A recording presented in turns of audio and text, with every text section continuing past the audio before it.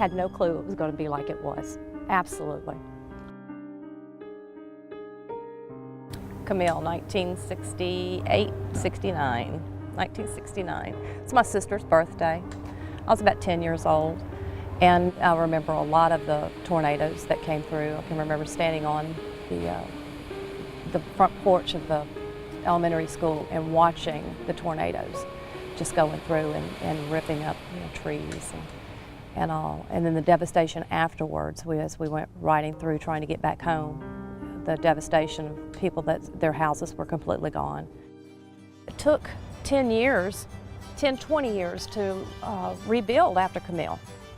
And so I lived through all that rebuilding and reestablishing itself. It grew way fast, like in the matter of just from 1 year going from tourist trap to Casino Central, like Las Vegas. Just absolutely something that we had never been exposed to.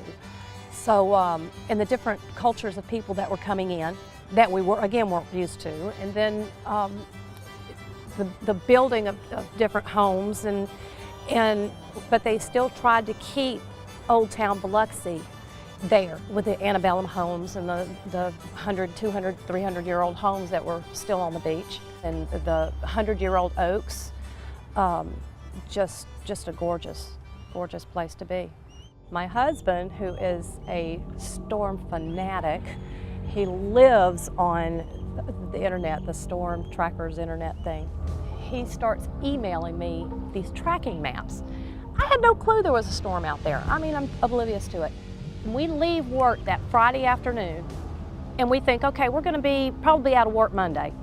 We had done the preparations and everything at work. We covered our computers with garbage bags and, you know, did all that kind of stuff just in case there was leaks in the roof. And okay, we'll probably be off Monday. Everybody can have the chance to get their yards cleaned up after the storm. No big deal. See you on Tuesday. Never saw those people again. Never. We went through Hurricane Camille at this exact spot. Nothing, you know, we didn't get any water damage. There was no real damage. We're safe here. And that was a Category 5 storm. Katrina's a 3. It's not going to be any problem. So woke up the next morning and the winds are starting to kick up, you know, and the power had already gone out. Daniel, our son, said that there was water coming up into his room from up underneath his bed. So we go back there. And I said, well, okay, well, let's get some towels and stuff and sop it up. It's probably just, you know, leaking out. So we get it, and by the time I go to my room and back through my door, it was already up to my ankles. The water was coming that fast. At that point, I think I just kind of went numb and just in you know, total disbelief. And then my husband starts to cry, and I had never seen him cry before. There was not an ounce of water during Camille. And here we are flooding out. We're losing our house right in front of our eyes. And nothing you can do. We had sandbagged and everything, and the water is just coming up. Well, then it stopped. And then you could see the debris line on the walls. It was starting to come down. Then we knew, okay, it's coming down. But by then, it was a good 4 feet. Later on in the afternoon, it seemed like it was like a train. It just kept going and going, just woo, woo, woo, just constant, and it wouldn't stop. And I can remember about 6 o'clock that evening, I started just losing it. When is it gonna stop? And I was just screaming, when is it gonna stop? Is it ever gonna stop? We had no contact with the outside world for over a week. We had a group of about 4 or 5 of us, neighbors, that huddled together because of the looters. We could not get down to Highway 90, Biloxi, you know, Highway 90. We couldn't get down there for almost a month.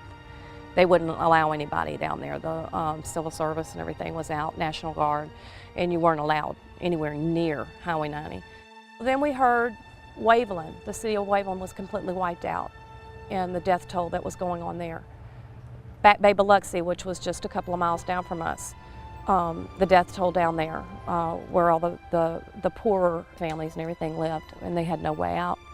And just down the street from us, they started pulling bodies out of this one house. So then we knew, you know, how bad it was, that it was worse than we thought.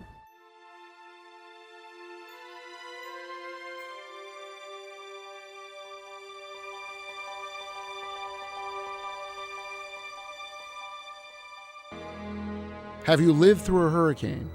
If so, we want to hear from you. Your first-hand account may convince reluctant residents to take the necessary steps to protect their lives and their properties.